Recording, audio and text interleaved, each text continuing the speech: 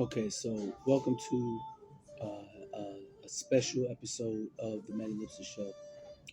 This is actually not, even though it's a show, it's really this is for court filing.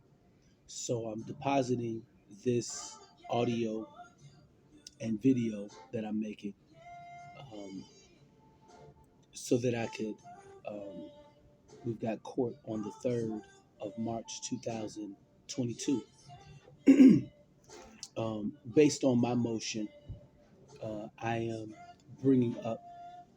Uh, um, I've brought up for Valarie to be held in contempt for violating Wisconsin statute 948.31 multiple times, too many times uh,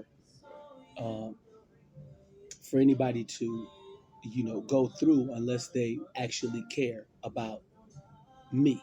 You know what I'm saying? Um,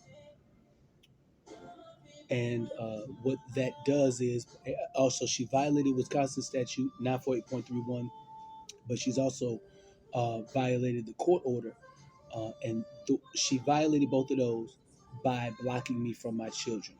Um, uh, According to the court order, I'm supposed to have my children from 4 to 6 p.m. on Tuesdays, 4 to 6 p.m. on Thursdays, and from noon to 6 on every other Saturday.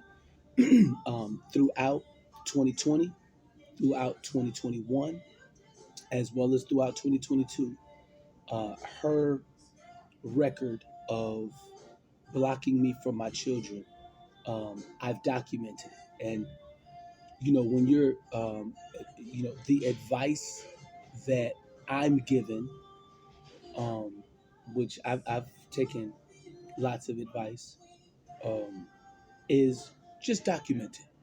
Don't fight it, just document it. Now, I've documented, and it's so much. In other words, I should be able to put in two documents, put two police records of me calling the police, and you follow the facts on just two of them. And that should be enough for her to be either put in jail or held in contempt and even lose custody of my children, and so that I can have my children. Um, but what has made this a little bit confusing and a little bit difficult is that the Toma Police Department have um, they have decided to be on Valarie's side against me. So therefore, they give really spotty police reports, because if you give a police report, if you file a complaint, they investigate it, sort of, you know what I'm saying, and then they refer charges. Um, and so, what the Toma Police Department, they have drawn a line with me to let me know that they're not interested in making sure that my rights, my parental rights, or any rights related to me, anything related to me, they're going to oppose it. They put a warrant out for my arrest back in the the spring of 2018.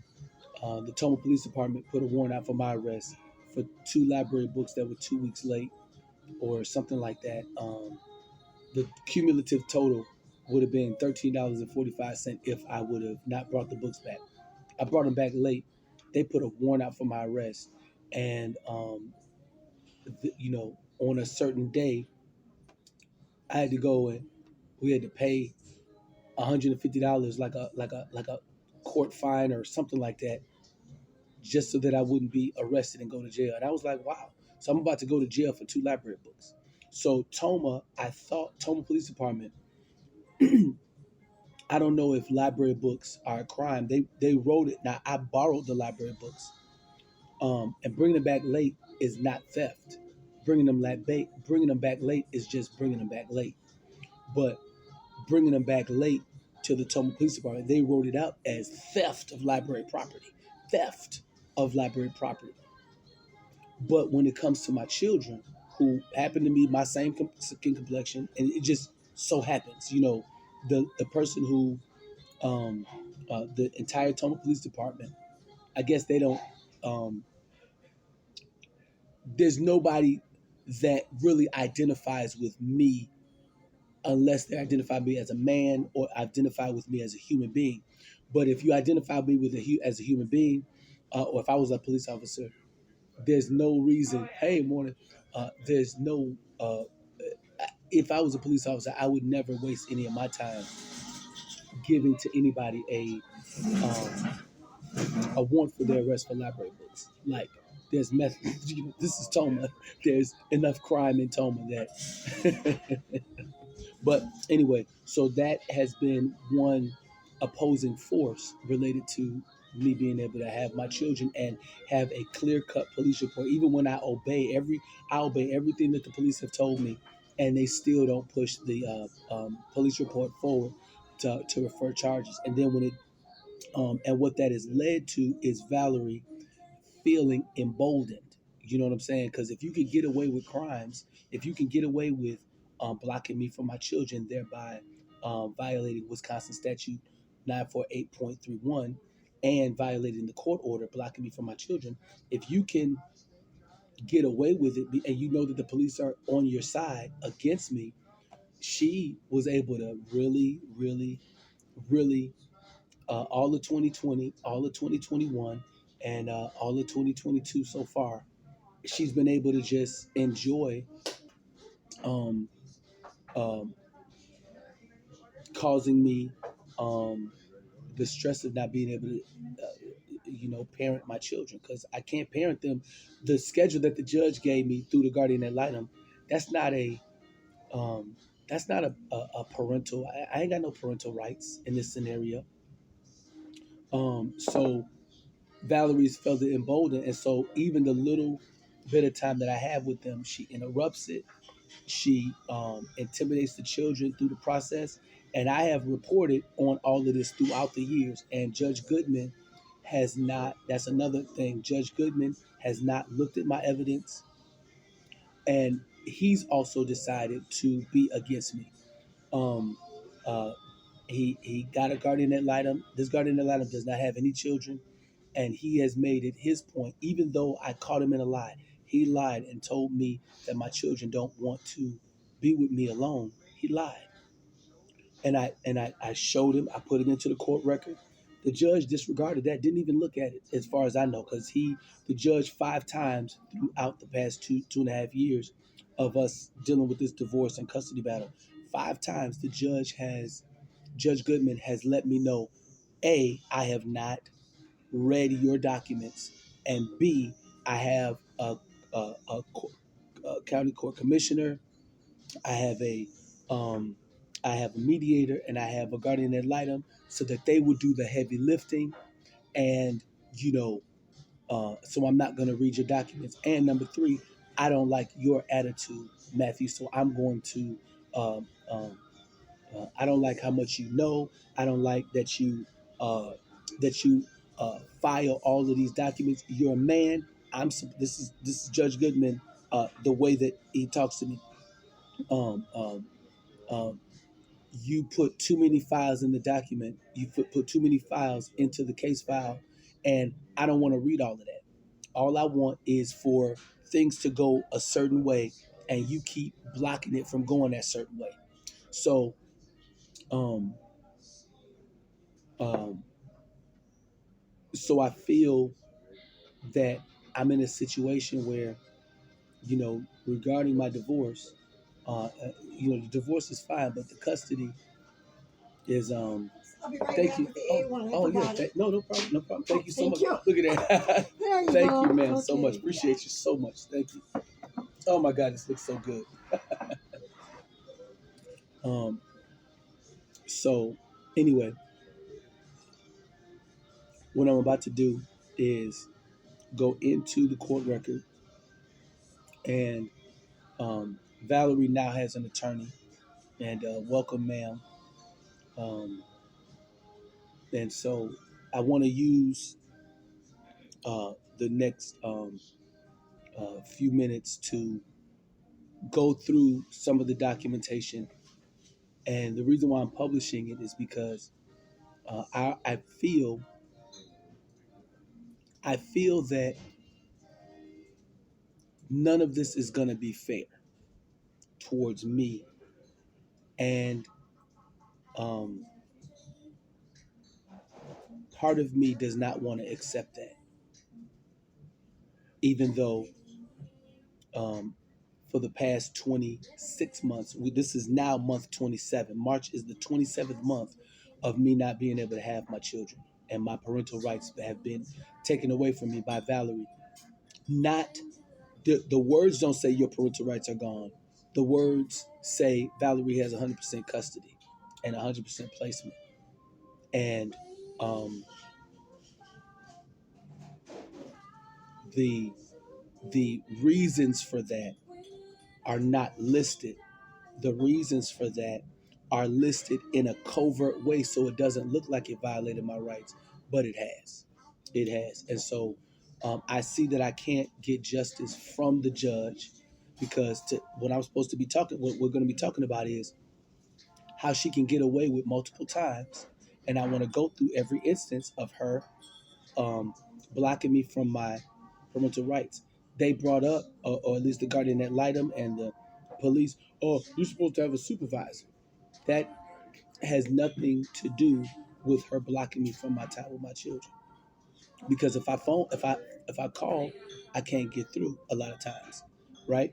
Um, when I go over there, she does stuff and interrupts the visit. She continues to do that. It's hindering my relationship with my children. My son in the past month told me, Daddy, because you and mom are not together, this is what my son said to me. And my son, I cut the umbilical cord of both of my children. I held both of my children first. Okay, I love my children, and I've always been a great father. And I'm retired military. I don't have the problems. Everything that Valarie has said in the court record to make me look bad and all that other stuff. Um, that's not. It's not true. I'm complying with everything, but you know what I'm saying. Um, there's no reason why I shouldn't have my children, at least at the 50% level. You know what I'm saying? But my son said to me, he said, Daddy, because, oh yeah, all is well. Yeah, thank you so much. Um, because you, Daddy, are because you, Daddy, are not with mom anymore. We need a new father.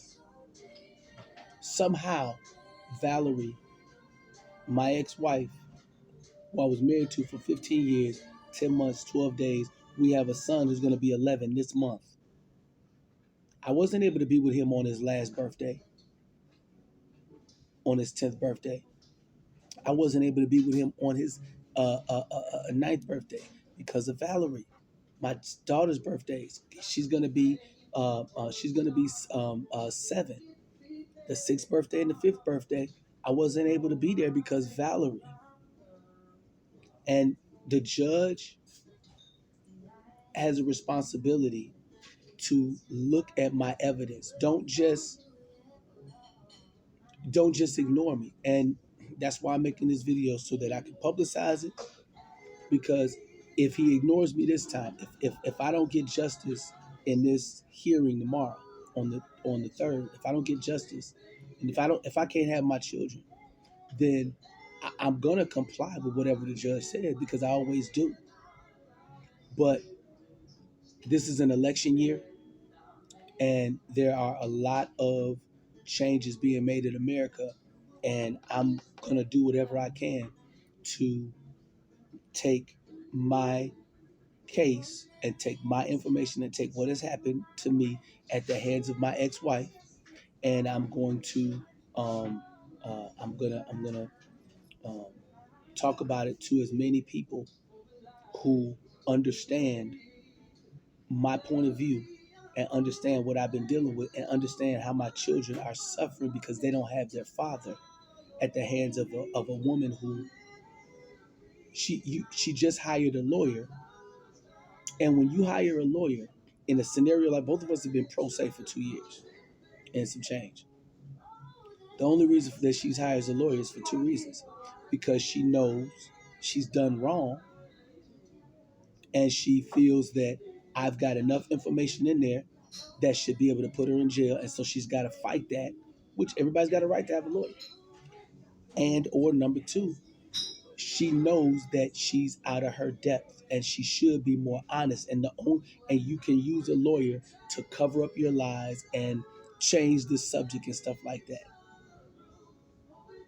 And unfortunately, and this is the unfortunate part, unfortunately, everybody involved, other than my ex-wife is white. Everybody involved, and it's like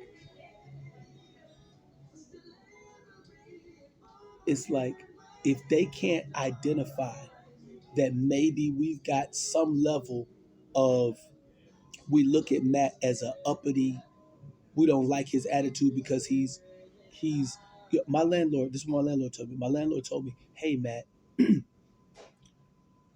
part of the reason why you're having some problems is because people don't like change." Now, I don't really understand what she means by people don't like change, but over since she told me that, it's been about 6, 7, 8 months since she said that to me, and I've had to study that, and I think I understand her point. Her point is, Matt, you're disrupting the social order of Monroe County, Toma, because you want your rights, you want your parental rights. And I've been a paralegal since I was 20 years old. And I've been in the military since I was 17 years old. And I've been a Christian since 19. There's no reason that I should be in any trouble in any scenario. But I realized that when like in slavery days, if a black man or a black woman learned to read, they were considered unmanageable and needed to either be disciplined or killed or something like that. And apparently, I have achieved a level of of whatever that makes me um, need to be blocked by so many people, especially when I'm not doing anything wrong. I'm not doing anything wrong, and I guess disrupting the social order. I don't even know why there is a social order when it comes to me, because I don't do anything wrong. But I want to take this video. Yeah, I better do a little bit more. Thank you so much. You're so kind. I feel so bad. It's like actually. You're so, thank you, man. Listen, you don't have to. You guys, thank you so much, man. Um, like it's so nice. There's no such. I'm in a restaurant. You know what I'm saying? In a quiet little spot in the restaurant, and nobody's saying, there's no social order like in a bogus way related to change. Toma and Monroe County has such a small population of people that are my skin complexion, descendant of slaves or whatever. I'm not jabbing on white guilt. I'm not nothing like that. I'm not trying to stop police from killing black people and nothing like that. I'm not into all of that. I just want my children. And that's the point. All I want is my children. My son is going to be 11 this month. My daughter's going to be 7. They don't need to grow up with daddy issues that were generated and created by Valerie's consternation, her belligerence, her failure to recognize the damage that she's doing through using parental alienation and psychological enmeshment to um, uh, to turn the children against me. Valarie, her father died when she was 11, 12, 13, or 14, something like that. So I understand, and as her husband, I've been knowing her since we were 21. We met in church, you know, all of these years. I understood, I had both of my parents. So I understand kind of like, you know, the need of a father. You know what I'm saying? I was, I had my father. My father, I still got both my parents. Both my parents are alive. And my children have not been able to see my father and my mother. They live, they don't live close by. Valarie, I've throughout our whole marriage, her mother has lived with us for the whole marriage, you know? And I never made her mother feel uncomfortable about living with us, even though, for 15 years, 10 months, and 12 days of marriage, man, that's a lot, man. It's a lot. My father's never been permitted to live with us. Valarie wouldn't have it, or my mother, and I like that, you know what I'm saying? And my mother and father, they're typical mothers and fathers, you know what I'm saying? So all those things that Valarie has said about me in the court record, um, it shows that um,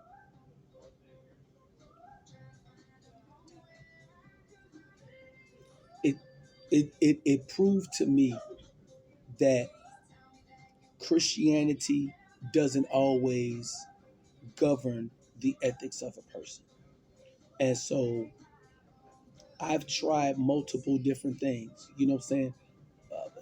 From age 19 up until age 44, I've never cussed. I didn't cuss at all between age 19 to age 44. Some of my friends find it hard to believe because cussing is just so natural for them. No cussing, no smoking, no drinking, no nothing. I mean, just, what I'm saying, nothing really bogus. And the few things that I know um, uh, are things that would make me look bad. If you sit down and talk to me, you'll understand what even that big of a deal. You know what I'm saying? I've always had what I would consider a relationship with the Lord. I've always been in the military. You know what I'm saying? Always worked 2 jobs, sometimes 3 jobs. Valarie, she didn't have to work in our marriage. She didn't have to work. She did not have to work. And my children, the original plan was that I would retire when I'm 40 years old so I could be home with the children. That was the original plan. And guess what? I'm retired. You know what I'm saying? I don't mind. I don't mind.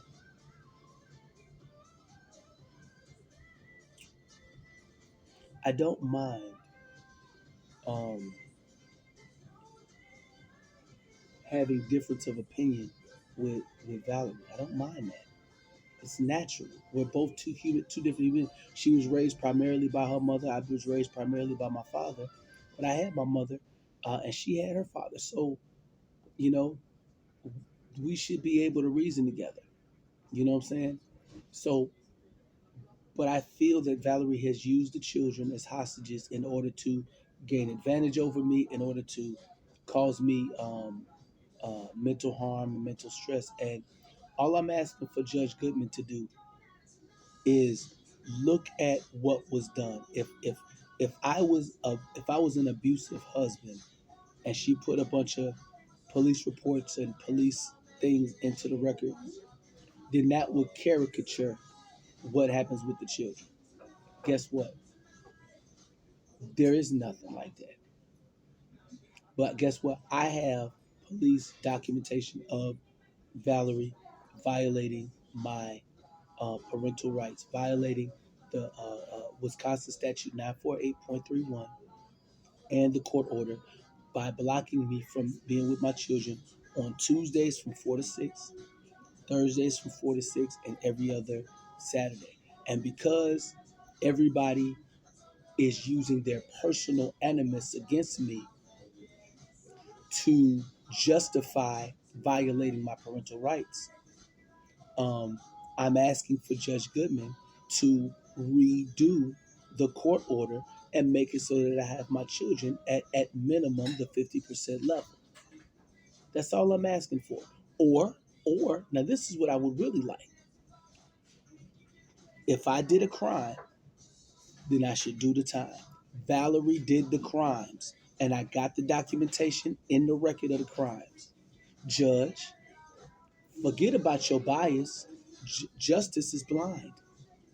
Justice is blind, right? So put the blinders on and pretend, Judge Goodman, pretend, Judge Goodman, that the person that was violating the Wisconsin statute 948.31, pretend that that person is somebody that you don't want to win. Pretend that the person who filed those reports, like I, and put them into the record, pretend like I'm somebody that you favor. Just pretend. Put your blinders on. Don't look at it as I got to find a way to screw Matt over. Don't look at it like that, Judge. Please. Guardian ad litem. Guess what? You say you want to do what's best for the children, Guardian ad litem, Brian, who happens to be a liar. But guess what? Now you've had this stuff in the system for all this time and you haven't done anything to make sure the children are with their father. No, here's what you've done. You have deepened your stance against me. So what can I do? Just accept that my parental rights are gone? Just accept it? That's what I'm supposed to do? And if that's what I'm supposed to do, then write it out. Matthew, write it into the court record. Matthew, we are going to violate your parental rights. We are going to block you from being a father to Nathan and block you from being a father to Naomi. We're going to keep this bad situation going and have everybody sign it and put that into the record. So I got that. At least I know. Be honest about it, Judge Goodman. Be honest about it, Brian Pierce. Be honest about it. Don't hide behind no platitudes. Listen, you can just look at this video and everything that has been said about me or whatever, right? Is it true or not? You, it's called confirmation bias. You know what I'm saying? There's nothing. Valarie even put in some of your what I'm about to show. Valarie even put she caricatured me um sending disgruntled messages to her about me not having my children as a way to say I'm threatening her. I've never threatened her because I don't have any power to threaten nobody. You know what I'm saying? She, with one move by going to Judge Goodman or whatever, made me homeless. And I didn't do nothing after that. So homelessness, I obeyed the homelessness, right? The Judge Goodman said, Judge Goodman set it up so that at the beginning I pay child support while I'm homeless. Guess what? I obeyed. Then it was if you get a place, then you can have your children. Guess what? I obeyed and I didn't get my children, right? So everybody, the more I obey everybody, the worse it gets. How come it never gets better? You know what I'm saying? I'm not getting no super. I'm not getting. Nobody needs to be involved in my relationship with my children and me. Just me, my son Nathan, my daughter Naomi, and Valarie. These are the only four people need to be involved. Everybody else is involved. It shows.